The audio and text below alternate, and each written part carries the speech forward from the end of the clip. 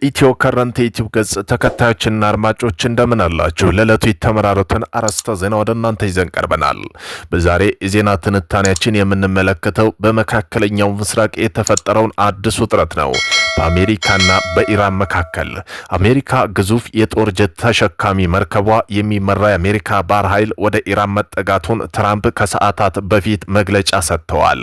አብርሃም ሊንከን ስም የተሰየመው ግዙፍ የዓለማችን የጦር ጀት ተሸካሚ መርከብ ከሌሎች የአሜሪካ መርከቦች ጋር ሆኖ ለጥቃት ተመቻችተዋል። የአሜሪካ ጦር ሰሞኑን ለተቀናጀ ጥቃትና መከላከል በቀጠናው ልምምድ እያደረገ ይገኛል።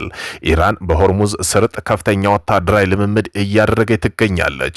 የጦርነት ልምምዱ በባህር ኃይልና ሚሳኤል ኃይል ያካተተ ሲሆን እስከ 2025 በላይ ጦሯ እየተሳተፉ ይገኛሉ። እስራኤል በኢራን ላይ ከዚህ በፊት ታይቶ የማይታወቅ ጥቃት ለመፈጸም መዘጋጀቷን ቤንጃሚን ኔታንያሁ የእስራኤሉ ጠቅላይ ሚኒስተር ተናግረዋል። የምጽፈው ጥቃት ማንም ሊገምተው አይችልም ብለዋል። ኔታንያሁ ኢራን እስራኤል የምታጠቃ ከሆነ ኢራን እይታ የማታውቀው ጥቃት ይጠብቃታል ብለዋል። ቱርክ የኢራን ድንበሯ ላይ ከፍተኛ የደህንነት ማጠናከሪያ እየሰራች ትገኛለች። የደህንነቷ ማጠናከሪያ በአየር ኃይሏ በድሮንም በምድር ጦሯ እየተሰራ ሲሆን ጦርነቱ ከተከሰተ ከፍተኛ የሆነ የኢራን ሕዝብ ወደ ቱርክ ይሰደዳል ተብሎ ይጠበቃል። ይህ ስደት የሚፈጥረው ቀውስ ለመከላከልና ለማስቆም ነው ቱርክ ድንበሯን እያጠናከረች የምትገኘው። የዩኤስ አውሮፕላን ተሸካሚ መርከብ በኢራን ላይ ጥቃት ለመሰንዘር እየተዘጋጀ ነው። ዩኤስ አብርሃም ሊንከን የአውሮፕላን ተሸካሚ መርከብ ከአንድ እስከ 2 ቀን ባሉት ውስጥ ኢራን ላይ ጥቃት ለመሰንዘር ዝግጅት እንደምታደርግ ተገልጿል። አሜሪካ ጦር በክልሉ ያለ የጥቃት ቡድን ለማጠናከር ተጨማሪ 12 የጦር አውሮፕላኖቿን መላኳ ተዘግቧል። ቀደም ብሎ ፎክስ ኒውስ የአሜሪካ ባለስልጣን ጠቅሶ እንደዘገበው ከሆነ ዩኤስኤስ አብርሃም ሊንከን የአውሮፕላን ተሸካሚ የጥቃቱ ቡድን በህንድ ውቅያኖስ በኩል ወደ ሴንቲኮም ኃላፊ ክልልነት ገብቷል ብለዋል።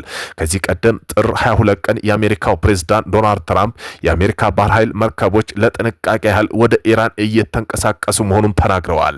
ነገር ግን በወቅቱ በኢራን ላይ የሚደረገው ወታደራዊ ጣልቃ ገብነት አማራጭ ተሰርዞ ወይም ለሚለው ጥያቄ ግልጽ መልስ ለመስጠት ፈቃደኛ አልነበሩም። ይልቁንም ወደፊት ምን እንደሚከሰት መናገር እንደማይችሉ ብቻ የገለጹት ነበር የተገለጸው። የዩኤስ አብርሃም ሊንከን ኬሪየር ከዓለም ግንኙነት ተቋርጠዋል። ወደ ኢራን አቅጣጫ እየተጓዘች ያለችው ግዙፉ የአሜሪካ ጦር መርከብ ዩኤስ አብርሃም ሊንከን ከዓለም ያላትን ማንኛውም ግንኙነት አቋርጣለች። ኮማ ዳርክ በመባል የሚታወቀው ይህ የሬዲዮ ዝምታ ወታደራዊ ስልት ብቻ ሳይሆን ለኢራን የተላከ አስፈሪ መልእክት ነው። አንዲት የአሜሪካ የጦር መርከብ ቡድን ኬሪየር ስትራይክ ግሩፕ ግንኙነት ሙሉ በሙሉ ዝግታ በድቅድቅ ጨለማው ስትጓዝ ያ ዝምታ ራሱ ትልቅ መሳሪያ ይሆናል። ይህ እርምጃ የዲፕሎማሲና የቃላት ጦርነት ጊዜ ማብቂያውን ያበስራል። የጠላት የስለላ ተቋማት የመርከቧን ትክክለኛ ቦታ እንዲያውቁና ቀጣይ እርምጃ መገመት እንዳይችሉ ማድረግ ነው። በቴህራን ላሉ መሪዎች ይህ ዝምታ የድርድር ጊዜ አብቅቷል፣ የተግባር ጊዜ ደርሷል የሚል ቀጥተኛ ማስጠንቀቂያ ነው። በመርከቧ ላይ ያሉት በሺህ የሚቆጠሩ ወታደሮች ከቤተሰቦቻቸው ጋር የሚያደርጉት የስልክና የኢንተርኔት ግንኙነት ሙሉ በሙሉ ተቋርጠዋል። ይህ የተደረገው ጥንቃቄ የዲጂታል ምልክት ሲግናል በመርከቧ መገኛ ፍንጭ እንዳይሰጡ ነው። አብርሃም ሊንከን አሁን በሬዲዮ ጨለማ ውስጥ ናት። ይህ ደግሞ በከፍተኛ ውጥረት ውስጥ ለሚገኘው የመካከለኛው ምስራቅ ቀጠና ማዕበል ከመምጣቱ በፊት አስፈሪ ጸጥታ ይመስላል። ሆኖም ዩኤስኤስ አብርሃም ሊንከን አንድ መርከብ አይደለችም። ብዙ ተንታኞች አሜሪካ በኢራን ላይ ጥቃት መፈጸሙ የማይቀር እንደሆነ አጽንኦት ሰጥተው እየገለጹ ነው። ለዚህም ድምዳሜ ያደረሳቸው በርካታ አሃዛዊና ነባራዊ መረጃና ማስረጃ ደምረው ቀንሰው አብዝተው አካፍለው ግንኙነት በሳይንሳዊ መንገድ በመተንተን እንደሆነ ግልጽ ነው። ይሁንና አሜሪካ ዩኤስኤስ አብርሃም ሊንከን የተሰኘ ግዙፍ አውሮፕላን ተሸካሚ መርከብ ማሰማራቷ ድምዳሜያቸውን አጠናክሮታል። ምክንያቱም $6 ቢሊዮን የግንባታ ወጪ የወጣው ይቺ መርከብ ለተልእኮ ስትንቀሳቀስ የቀን ወጪዋ $7 ሚሊዮን በወር $210 ሚሊዮን ነው።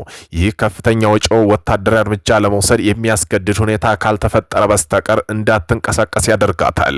ይቺ የአውሮፕላን ተሸካሚ መርከብ ወጪዋን የናረ እንደ አንድ መርከብ ብቻ ሳትሆን ራሷን የቻለች አንድ ሀገር ግዙፍ የተቀናጀ የጦር ኃይል ኬሪየር ስትራይክ ግሩፕ በመሆኑ ነው። ማሳያ እንዲሆን አሃዛዊ መረጃ እንተንት ነው።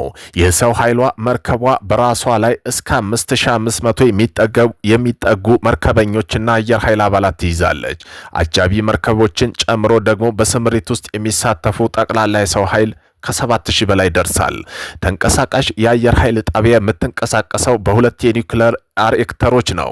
ኤፍ-18 ሱፐር ሆነስት እና ዘመናዊ ኤፍ-35 ሲ ጨምሮ እስከ 90 የሚደርሱ ተዋጊ ጀቶች፣ ኤሌክትሮኒክ ውጊያ፣ ቅድመ ማስጠንቀቂያ አውሮፕላንና ሄሊኮፕተሮች የማይዝ አቅም አላት።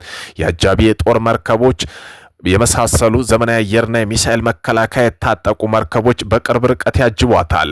ከባህር በታች ጥበቃ ሚስጥራዊ ቦታ የሚንቀሳቀሱ ቶም ሃውክ ሚሳኤሉ የታጠቁና የኒውክሌር ጥቃት መፈጸም የሚችል አጥቂ ሰርጓጅ መርከብ ሁልጊዜም አብሯት ይጓዛሉ። የመከላከያ ብቃቷ መርከቧ ጥቃት ከመፈጸሟ ባለፈ ራስን ለመከላከል የሚያገለግል የራሷ የሆነ ሲ ስፓሮው ሚሳኤሎችና ፋረክስ ሲደብሊው የተሰኘ ፈጣን መርፍ ተኳሽ አሏት። የመርከቧ ጭነት ተደምረው የተቀናጀና የተደራጀ የአየርና የሚሳኤል የባህርና ከባህር በታይ ጥቃት የሚፈጽሙ የሚከላከሉ በመሆናቸው እንደ ማንኛውም የጦር መርከብ አንድ መርከብ ያደርጋታል። ዋሽንግተን ለኢራን ድርድርም አቅርባለች።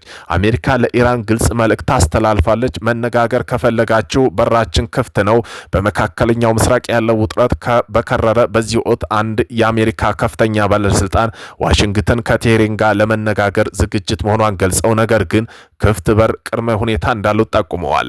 በዚህም ዋና ዋና ነጥቦች አሜሪካ ለዲፕሎማሲያዊ ግንኙነት ዝግጅት መሆኗን ገልጻ የአሜሪካ የጦር መርከቦች በቀጠናው ቢሰማሩም ዋሽንግተን ቅድሚያ ለንግግር መስጠት እንደምትፈልግ እየተነገረ ነው። ኢራን በበኩሏ ማንኛውም ጥቃት ጠንካራ ምላሽ እንደምትሰጥ እያሳሰበች ትገኛለች። ይህ እርምጃ በሁለቱ ሀገራት መካከል ያለውን ፍጥጫ ያረገበ ይሆንስ ወይስ የስትራቴጂክ አካል ሊሆን ይችላል? እንዳንድ የአሜሪካ ባለስልጣንም ገለጻ አውሮፕላን ተሸካሚ ኤስአይኤስ አብርሃም ሊንከን 3 አጥፊ አውሮፕላን ከደቡብ ቻይና ባህር ህንድ ውቅያኖስ ደርሰው ታይም ኦፍ እስራኤል ዘግቧል። ዩኤስኤስ ሊንከን ቀደም ሲል በባህር ሰላጤው ከተሰፈሩ አጥፊዎች ጋር ይቀላቀላል። የእስራኤል ሚዲያ ዩናይትድ ስቴትስ በእስራኤል የባህር ዳርቻ አቅራቢያ ሚሳኤል መከላከያ ስርዓቶች የያዘ አጥፊ መርከብ ልካለች። ይህ ማንኛውም ኢራን ጥቃት ለመከላከል ይረዳል። የአርጂሲ ጄኔራል መሐመድ ፓኮር ዋሽንግተንና ኢየሩሳሌም አስጠንቅቀዋል። የእስላማዊ አብዮት ጥበቃና ውድ ኢራን ከመቼውም ጊዜ በበለጠ ዝግጁ ሆነው በመነሳት የዋና አዛዡን ትዕዛዞች፣ መመሪያዎች ለማስፈጸም ዝግጁ ናቸው። ኢራን የመሬት ውስጥ ሚሳኤል ከተሞች ሚሳኤል ሲቲ ዓለም አቀፍ ወታደራዊ ተንታኞች ዘንድ ከፍተኛ ትኩረት የሚሰጣቸውና ለጠላት እጅግ አስቸጋሪ የሆኑ ስውር ምሽጎች ሲሆኑ ኢራን እነዚህ ተቋማትን የገነባቸው አሜሪካዊም እስራኤል አየር ድብደባ ለመቋቋም በሚያስችል መልኩ ነው ተብሏል።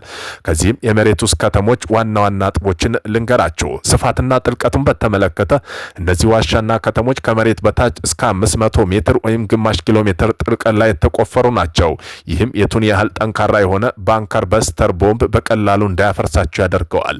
ኢራን እነዚህ ሚሳኤሎች ከተሞች በመላው ሀገሪቱ የሚገኙ ተራራማ አካባቢ ስር እንደሚገኙ ትናገራለች። እስካሁን በቪዲዮ የታዩት ጥቂት ብቻ ሲሆኑ በእያንዳንዱ የሀገሪቱ ግዛት ውስጥ ቢያንስ አንድ አለን ብለዋል ያምናሉ። የሚሳኤል ከተማ ውስጥ ምን አለ? ከዚህ ቀደም ዝም ብለው የመጋዘን ክፍሎች አይደሉም። ይልቁንም ሙሉ ወታደራዊ እንቅስቃሴ የሚደረግባቸው ማዕከላች ናቸው። ሚሳኤሎቹ ከመሬት በታይ ሆነው በቀጥታ ወደ ላይ የሚወነጨፉበት አቶሚክ ሲስተሞች አሏቸው። በእያንዳንዱ ዋሻ ውስጥ የሚሳኤል ክፍሎች የሚገጣጠሙ ፋብሪካ ጭምር አለ። ወታደሮች ለረጅም ጊዜ መኖር የሚችሉበት ክፍሎች፣ የነዳጅ ማከማቻና ኤሌክትሪክ ማመንጫ ተሟልቶላቸዋል። ለምን ከተሞች ተባሉ? ኢራን እነዚህ ከተሞች ውስጥ ያላቸው በርዝመታቸው በውስጥ ባለው እንቅስቃሴ ምክንያት ነው። በቪዲዮ ላይ እንደሚታየው ግዙፍ የጭነት መኪናዎች ሚሳኤሎች ተጭነው በነጻነት የሚንቀሳቀሱባቸው ረጅና ሰፊ አስፋልት ያላቸው ዋሻ ናቸው። ስልታዊ ጠቀሜታቸው መሳሪያ ከመሬት በታይ ስለሆኑ ሳተላይቶች ሊያዩዋቸው አይችሉም። ይህንም ኢራን ሳታውቀው ድንገተኛ ጥቃት እንድትሰነዝር እድል ይሰጣል። አሜሪካ ጀቶች ኢራን አየር ክልል ቢቆጣጠሩ እንኳን እነዚህ በመቶ የሚቆጠሩ ዋሻ አንድ ባንድ አድኖ ማጥፋት እጅግ አርካሚ እና የማይቻል ሊሆን ይችላል። ኢራን ለመጀመሪያ ጊዜ እነዚህ ከተሞች ምስል ለዓለም ያሳየችው 2015 ሲሆን ከዚያ በኋላ ግን የቴክኖሎጂ አቋም ለማሳየት በየጊዜው አዳዲስ ዋሻና በቴሌቪዥን ትለቃለች።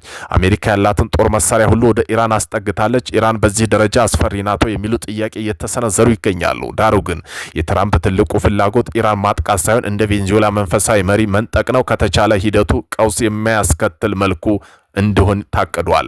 ኢራን በበኩሉ መንፈሳዊ መሪ አያቶላህ አሊ ካሚኒ በመሬት ስር ተደብቀው የሚለው ወሬ መሰረተ ቢስ ነው። ማንም ማረጋገጥ ይቻላል። መደበቅ ባህላችን አይደለም። ይልቁንስ አሜሪካ ካልተቆጠበ ቅሌቱን ታከናንባቸዋለች ስትል አስጠንቅቃለች።